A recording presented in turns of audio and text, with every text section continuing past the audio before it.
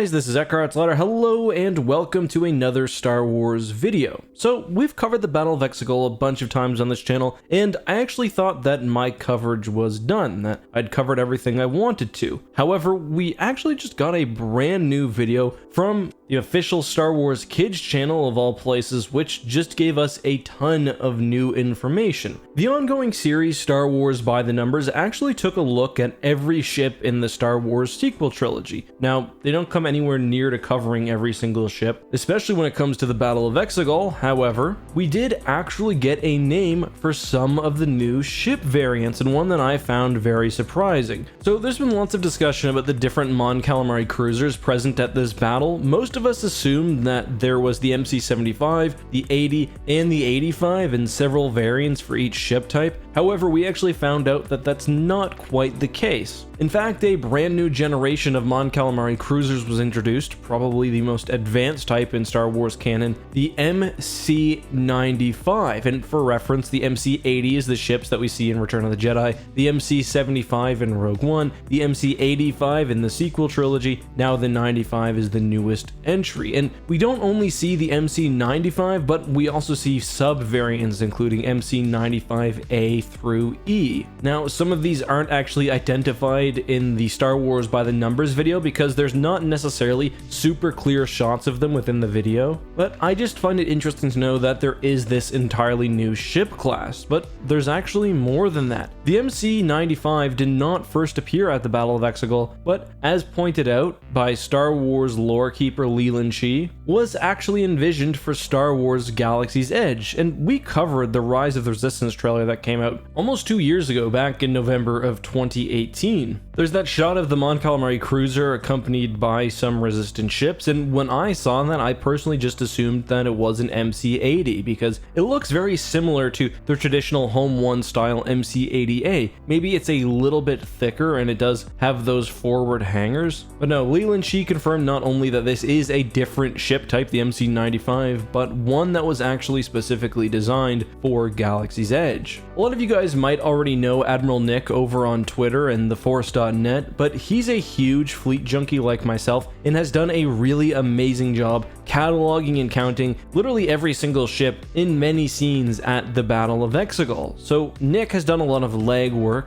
on this topic, so I'll be referencing some of his findings, and I'll also link to his Twitter down in the description and in a pinned comment. Make sure you go follow him over there because he posts a lot of interesting stuff, and well, whatever new ship thing drops, you're gonna want to see his opinion on it. Anyway, the MC-95 variants featured at the Battle of Exegol are basic variations of the same Home 1 type model. The MC-95C is the one that has that blade in the front. The E is the blunted wing model, which I really like. Actually, I like all of these variants quite a bit, while the 95A is similar to the Liberty. Anyway, I don't want to get too bogged down in subclasses or minute distinctions because I don't really think it's important at this point. However, if we look at overall numbers, my friend Admiral Nick, who I mentioned earlier, did a full count and managed to discover that in total, the Battle of Exegol features about 54 MC-75s, several dozen what we're now calling MC-95s, and then a handful of MC-85s. So in other words, there were a lot of ships at the Battle of Exegol, including a lot of new generation Mon Calamari cruisers, and from a lore perspective, I think that's really interesting. We know that the New Republic did largely demilitarize after their formal peace with the Empire and the Galactic Concordance, with the Military Disarmament Act reducing the size of the New Republic's navy by 90%.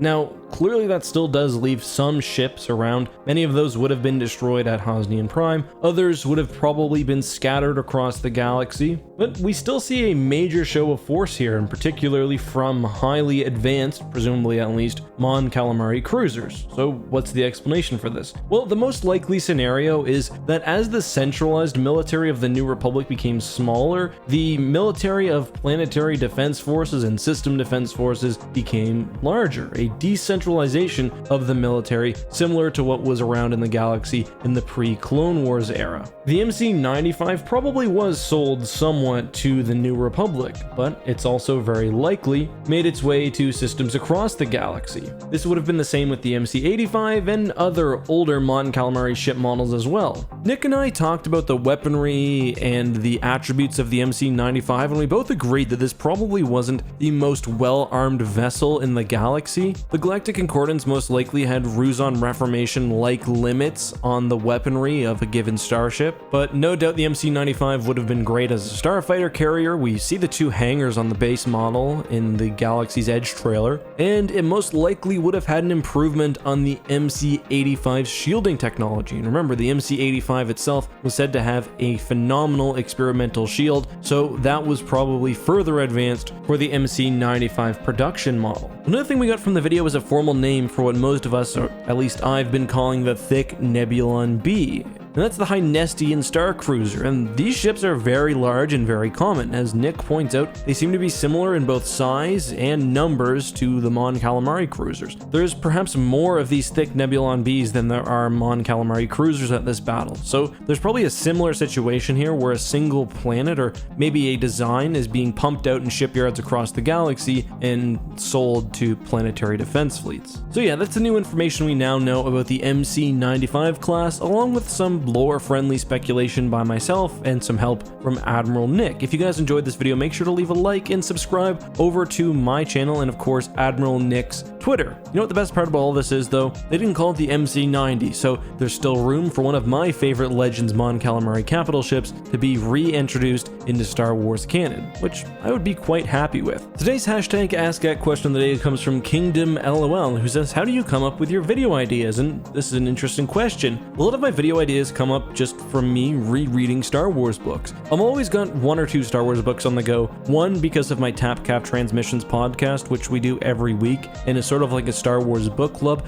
Another just because I'm always reading to increase my Star Wars knowledge and find new information, and there's always, a Legends or canon book that I haven't read yet. Often, while researching something, I'll also come up with 2 or 3 other video ideas. This is particularly the case where I'm reading a reference book, and as long as there's a little thread there for a video idea, usually I can bring in other knowledge to make an interesting video. It's often just about finding good thesis, then finding the evidence in the argument to support it. I also get a lot of ideas from reading your guys' comments. If I'm stuck, I'll just look up hashtag AskEck and see what you guys are wondering. So make sure you keep up the comments because I am reading. That being said, it can be very difficult to come up with video ideas every day, which is why, especially when views are down in the summer and you guys are rightfully outside or playing sports or whatever else, I don't force a video every day. But if you want Star Wars content, I usually do upload at least daily to the X2 channel or here. So between that, I hope I got you guys covered. Anyway, until next time, guys, this has been EckhartsLadder. Be safe, wear a mask, and may the Force be with you.